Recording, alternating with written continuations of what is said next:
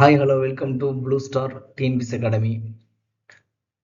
இன்னைக்கு நம்ம என்ன பார்க்க போறோம்னா அரசியல் அறிவியல் புத்தகத்திலிருந்து 12ஆம் வகுப்பு 4வது பாடம் தான் பார்க்க போறோம். இந்திய நீதித்துறை பற்றி. இந்திய நீதித்துறையில் உள்ள பாடத்துல கொஸ்டின் ஆன்சர் தான் பார்க்க போறோம். வாங்க பார்க்கலாம். Okay, first question.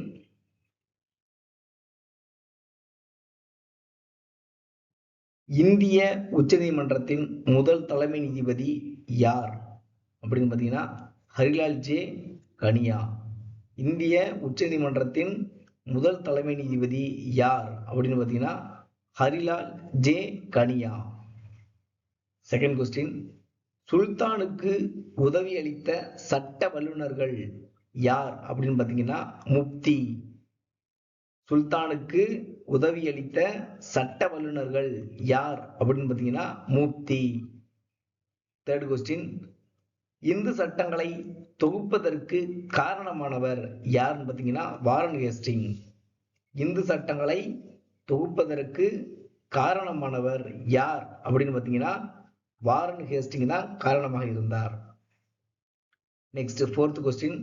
1976ஆம் ஆண்டு எத்தனையாவது சட்ட திருத்தம் உயர் நீதிமன்றங்களின் அதிகார வரம்பில் பெருமளவு மாற்றத்தினை கொண்டு வந்தது?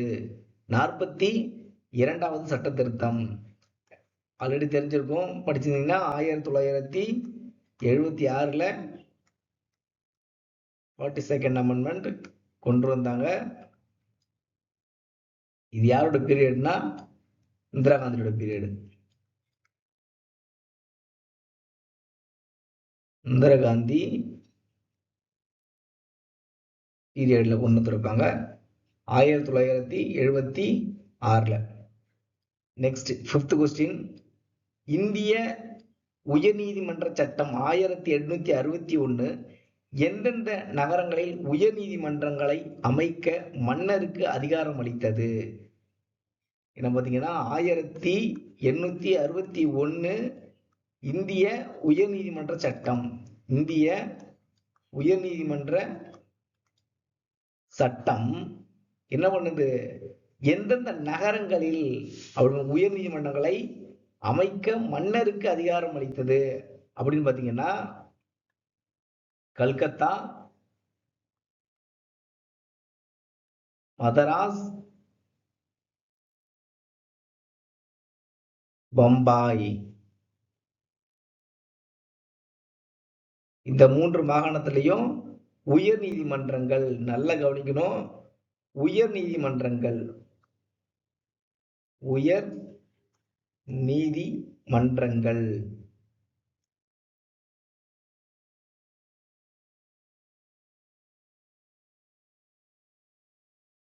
High courts. Okay, next question. Sixth question. எந்த ஆண்டு கூட்டாட்சி முறை சார்ந்த நீதிமன்றம் தொடங்கி வைக்கப்பட்டது அப்படின்னு பார்த்தீங்கன்னா 1937. 1937 தான் கூட்டாட்சி முறை சார்ந்த நீதிமன்றம் தொடங்கி வைக்கப்பட்டது. இந்த நீதிமன்றம் பிற்காலத்தில் 1950 என்னவா மாறுது? இந்தியாவின் உச்ச நீதிமன்றமாக ஆனது. இந்தியாவின் உச்ச நீதிமன்றமாக ஆனது எப்பொழுது? 1950 காலகட்டத்தில் இந்தியாவோட சுப்ரீம் கோர்ட்டா ஆகுது. எப்பொழுது? 1950. அப்ப பாத்தீங்கன்னா 1+6 ஒரு தலைமை நீதிபதி 6 நீதிபதிகளை கொண்டு ஆரம்பிக்கப்பட்டது. Next seventh question. தொடக்கத்தில் நிறுவப்பட்ட 7 உயர் நீதிமன்றங்கள் எங்கெங்கு நிறுவப்பட்டன? தொடக்கத்துல ஒரு 7 உயர் நீதிமன்றங்கள் நிறுவப்பட்டன. எங்கன்னு பாத்தீங்கன்னா பஞ்சாப், அசாம், ஒடிசா, ராஜஸ்தான், திருவாங்கூர், மைசூர், ஜம்மு காஷ்மீர். என்ன பாருங்க, பஞ்சாப், அசாம், ஒடிசா, ராஜஸ்தான், திருவாங்கூர், மைசூர், தென் ஜம்மு அண்ட் காஷ்மீர். இந்த 7 இடத்துல பஞ்சாப், அசாம், ஒடிசா, ராஜஸ்தான், திருவாங்கூர், மைசூர், ஜம்மு அண்ட் காஷ்மீர். இந்த 7 பிளேஸ்ல தான் தொடக்கத்துல நீதிமன்றங்கள், அதாவது உயர் நீதிமன்றங்கள் நிறுவப்பட்டன. இதெல்லாம் முக்கியமான கொஸ்டின் தான், நோட் பண்ணிக்க, கண்டிப்பா கேட்க வாய்ப்பு இருக்கு. Next question, next 8th question. Madras உயர்நீதிமன்றம் மற்றும் பம்பாய் உச்சநீதிமன்றம், மதராஸ் உச்சநீதிமன்றம் மற்றும் பம்பாய் உச்சநீதிமன்றம் ஆரம்பிக்கப்பட்ட ஆண்டுகள் 1801 மற்றும் 1824. 1801 மற்றும் 1824. 1801 மதராஸ், 1824 பம்பாய். இவங்களே படிச்சிருப்போம். 1937 ஆரம்பிக்கப்பட்ட கூட்டாட்சி நீதிமன்றம்,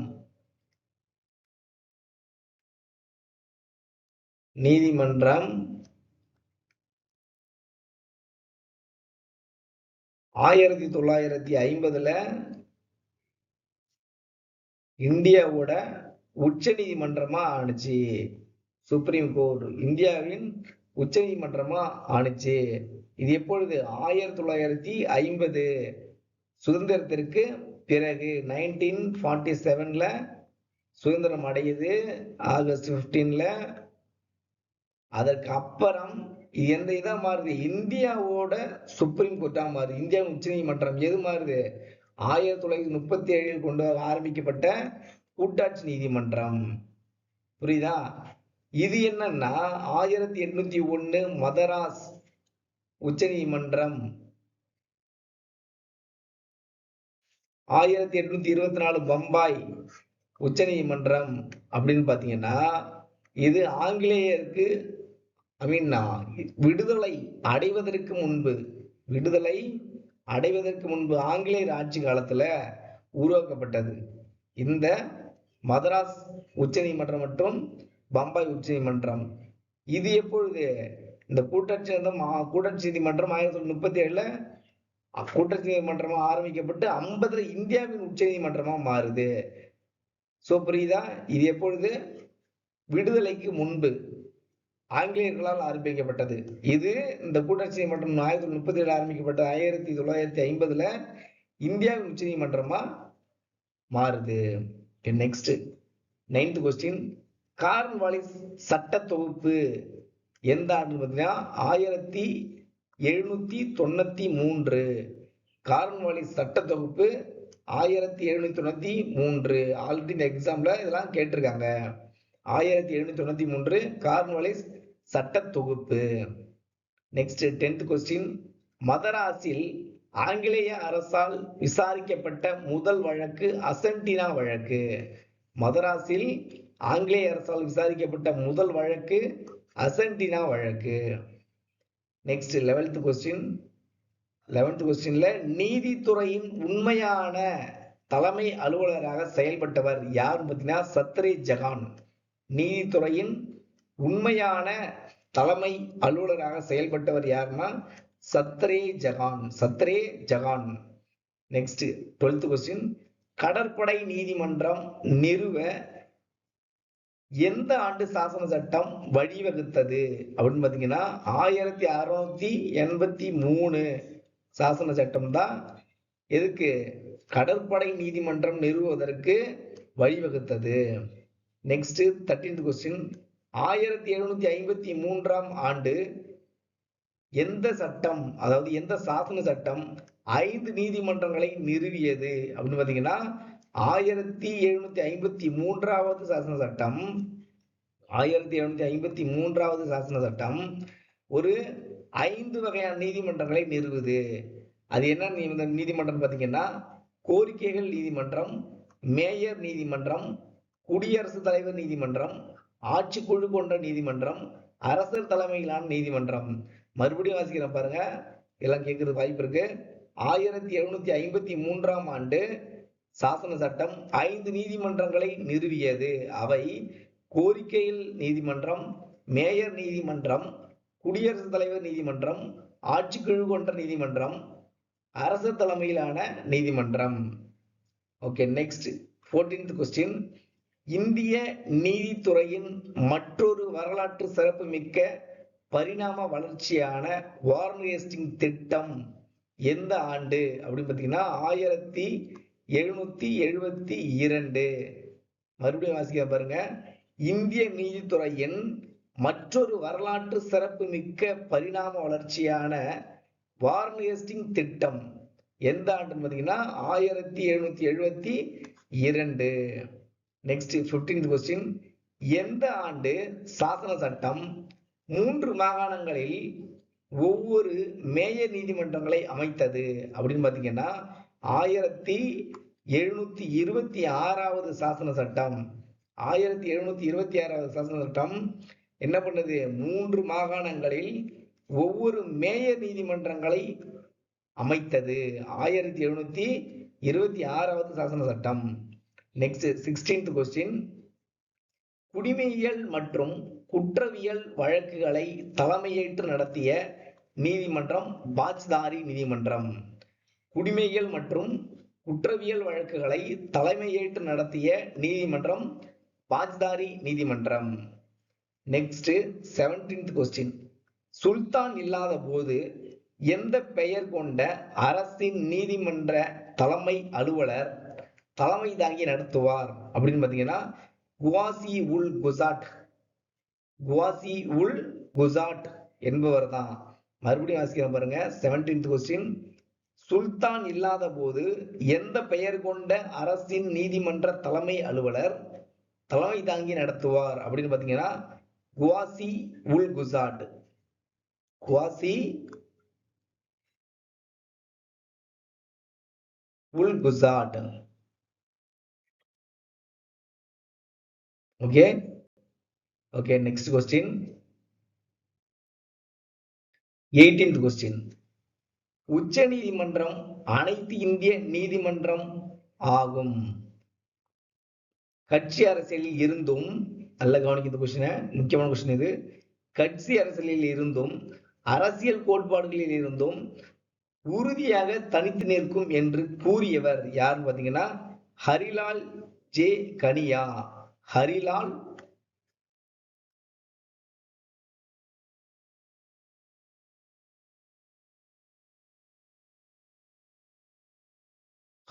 ஜே கனியா.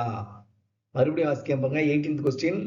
உச்ச நீதிமன்றம் அனைத்து இந்திய நீதிமன்றம் ஆகும். கட்சி அரசியலில் இருந்தும் அரசியல் கோட்பாடுகளில் இருந்தும் உறுதியாக தனித்து நிற்கும் என்று கூறியவர் Harilal J Kania. Next 19th question. அக்காலத்தில் ஸ்மிருதிகள் அடிப்படையில் விசாரணைகள் நடத்தப்பட்டு தண்டனைகள் வழங்கப்பட்டன. அவை யாவை அப்படின்னு பார்த்தீங்கன்னா மனுஸ்மிருதி, நாரத ஸ்மிருதி, யாக்ஞ வாக்கியார் ஸ்மிருதி. மறுபடியும் வாசிக்க பாருங்க. அக்காலத்தில் ஸ்மிருதிகள் அடிப்படையில் விசாரணைகள் நடத்தப்பட்டு தண்டனைகள் வழங்கப்பட்டன. அவை யாவை? மனுஸ்மிருதி, நாரதர் ஸ்மிருதி, யாக்ஞ வாக்கியர் ஸ்மிருதி. Next 20th question. சுல்தானத்தின் தலைநகரில் நிறுவப்பட்டிருந்த 6 வகையான நீதிமன்றங்கள் யாவை? சுல்தானத்தின் தலைநகரில் நிறுவப்பட்டிருந்த 6 வகையான நீதிமன்றங்கள் யாவை அப்படின்னு பார்த்தீங்கன்னா 1 மன்னர் நீதிமன்றம், 2 மேல்முறையீட்டு உச்ச நீதிமன்றம், அது எப்படி அழைக்கப்பட்டதுன்னா திவான் அல் மசாலிம் என்று அழைக்கப்பட்டது. 3 குடிமையியல் வழக்கு உச்ச நீதிமன்றம், அது எப்படி அழைக்கப்பட்டதுன்னா திவான் இ ரிசார்ட் என்று அழைக்கப்பட்டது. 4 மாநில தலைமை நீதிபதி நீதிமன்றம், அது எப்படி அழைக்கப்பட்டதுன்னா சத்ரே ஜகான் நீதிமன்றம். 5 தலைமை நீதிபதி நீதிமன்றம். 6 தேச துரோக வழக்குகள் நீதிமன்றம், இது எப்படி அழைக்கப்பட்டதுன்னா திவான் இ ரியாசட். இப்படி கொடுத்து இப்படி கேட்கறதுக்கு நிறைய வாய்ப்பு இருக்கு. அதாவது மேல்முறையீட்டு உச்ச நீதிமன்றம் என்னவென்று அழைக்கப்பட்டது அப்படின்னு பாத்தீங்கன்னா திவான் அல் மசாலிம், அப்படிலாம் கேட்கறது வாய்ப்பு இருக்கு. நல்லா படிச்சுக்கோங்க. Next 21st question. இடைக்கால இந்தியாவில் அதிகாரத்துவத்தின் பெயர்கள். இடைக்கால இந்தியாவில் அதிகாரத்துவத்தின் பெயர்கள். நீதி நிர்வாகத்தை நிர்வகிக்கும் உச்சபட்ச அதிகாரம் சுல்தானா அல்லது சுல்தான்? என்னது பாருங்க, ஃபர்ஸ்ட் நீதி நிர்வாகத்தை நிர்வகிக்கும் உச்சபட்ச அதிகாரம் என்னன்னு பாத்தீங்கன்னா சுல்தான் அல்லது சுல்தானா. செகண்ட், திவான் இ குவாசா அப்படின்னா நடுவர். திவான் இ குவாசான்னா நடுவர். திவான் இ மசலிம் அப்படின்னா அதிகாரத்துவத்தின் தலைவர். திவான் இ மசலிம் அப்படின்னா அதிகாரத்துவத்தின் தலைவர். திவான் இ ரியாசத் அப்படின்னா தலைமை நீதிபதி. திவான் இ ரியாசத் அப்படின்னா தலைமை நீதிபதி. நெக்ஸ்ட் 22nd கொஸ்டின், எந்த மாநிலத்தில் மாவோயிஸ்டுகள் ஊடுருவலை தடுக்க கோயா கமாண்டோஸ், சல்வாஜூடும் போன்ற பழங்குடி இளைஞர்களை சிறப்பு காவல் படை அலுவலர்கள் நியமித்தது? சத்தீஸ்கர். எந்த மாநிலத்தில் மாவோயிஸ்டுகள் ஊடுருவலை தடுக்க கோயா கமாண்டோஸ், சல்வாஜூடும் போன்ற பழங்குடி இளைஞர்களை சிறப்பு காவல் படை அலுவலர்கள் நியமித்தது அப்படின்னு பாத்தீங்கன்னா சத்தீஸ்கர்ல. எங்க? சத்தீஸ்கர்.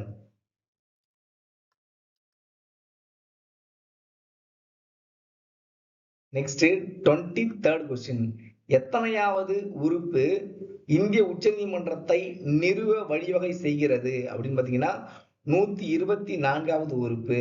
124வது உறுப்பு இதை என்ன பண்ணுது?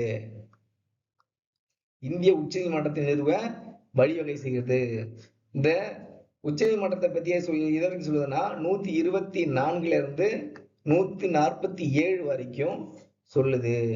எதை பத்தி? சுப்ரீம் கோர்ட் பத்தி. நெக்ஸ்ட் 24th கொஸ்டின், உச்ச நீதிமன்றம் இந்திய அரசியலமைப்பின் எத்தனையாவது பகுதியில் அத்தியாயம் 4 மூலம் நிறுவப்பட்டதுன்னா 5வது பகுதியில். அரசியலமைப்பில் 5வது பகுதியில். இதெல்லாம் முக்கியமான விஷயம் தான். பகுதியில் 4வது அத்தியாயம்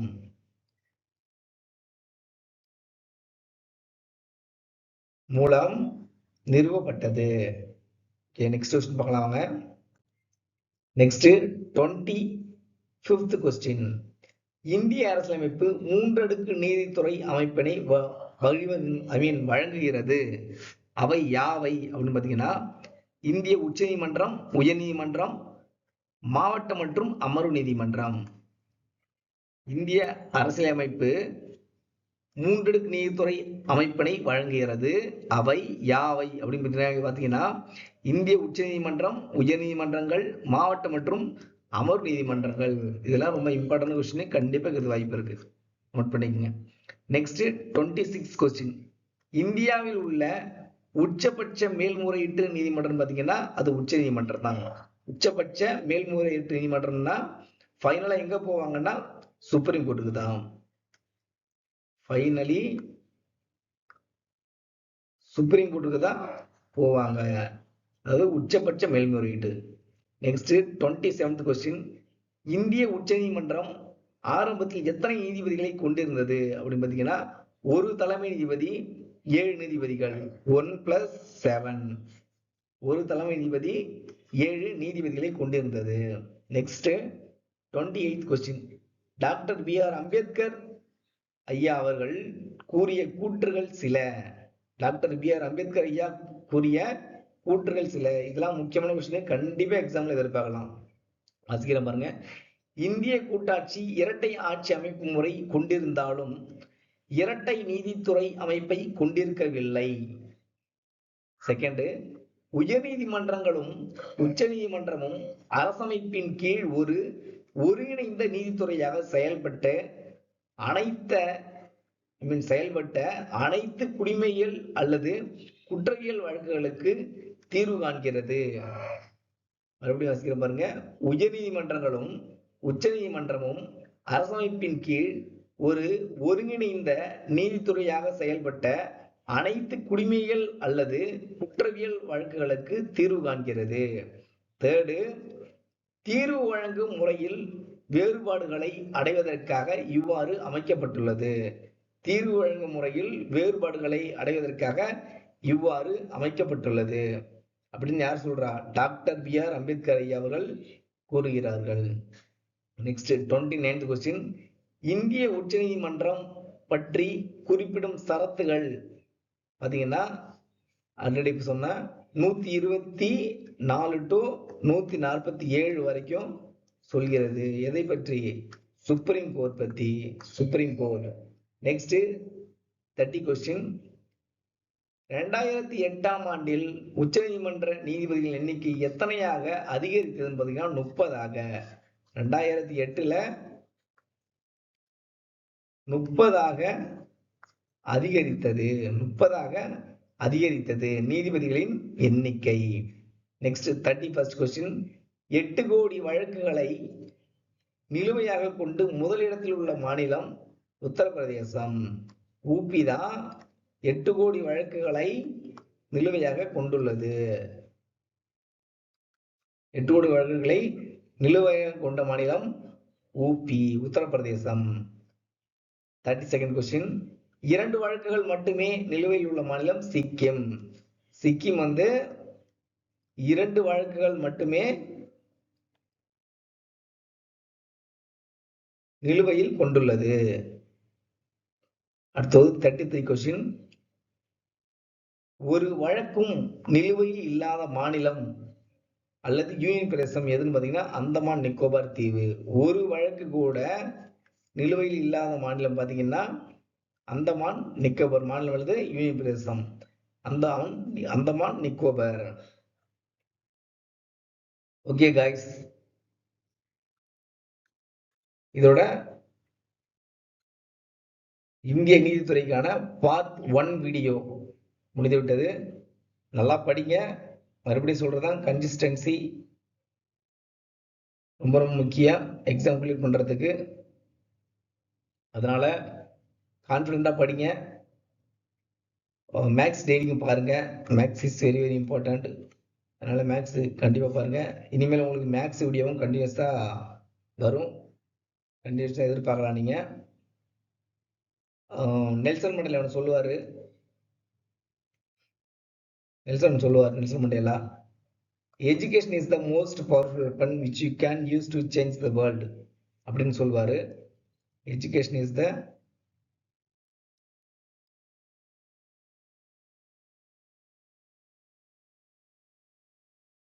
most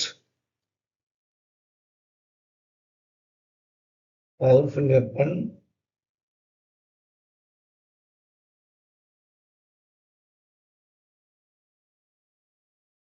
which you can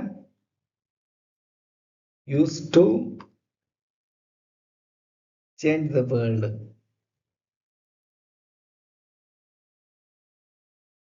இது ரொம்ப முக்கியமான கொஸ்டின். எனக்கே ரொம்ப பிடித்த ஒரு ஸ்டேட்மெண்ட் இது.